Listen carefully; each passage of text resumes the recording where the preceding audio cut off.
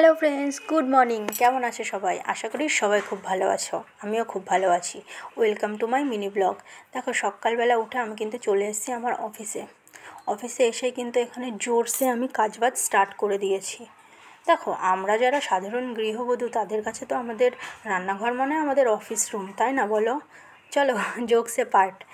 এখন দেখতেই পাচ্ছ সিদ্ধ ভাত বসিয়েছি, আর তার সঙ্গে হবে কিন্তু কাঁচকলার খোসা বাটা। কালকে যে কাঁচকলাগুলো মাছ দিয়ে রান্না হয়েছিল সেগুলোর খোসা কিন্তু রেখে দেওয়া হয়েছিল আজকে বাটা খাওয়ার জন্য। কাঁচকলার খোসাগুলোকে প্রথমে কুচি কুচি করে কেটে নিয়ে কিন্তু পরিষ্কার জলের মধ্যে বেশ কয়েকবার ধোবো, কারণ এগুলোতে না আঠা আঠা থাকে, মানে একটু কষকষ থাকে। ভালোভাবে না ধুলে একটু তিতো তিতো লাগবে খেতে। লবণ দিয়ে তেল দিয়ে প্রথমে কাঁচকলার খোসাগুলোকে ভালোভাবে কিন্তু ভেজে নেব। কাঁচকলার খোসাগুলো ভাজা হয়ে গেছে, দেখতেই পাচ্ছ। একটু কিন্তু মানে বেশি ফ্রাই করেছি। তারপরে দেখো, মিক্সিং জারের মধ্যে নিয়ে নিয়েছি, আর তার সঙ্গে দেব 2টো কাঁচা লঙ্কা আর একটু সর্ষে, আর বাটার সময় কিন্তু একটু জলও অ্যাড করেছি।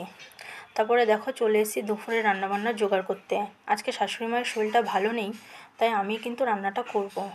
হবে আজকে দুপুরের মেনুতে আছে ডিম আলু দিয়ে তরকারি আর কিন্তু পটলের তরকারি।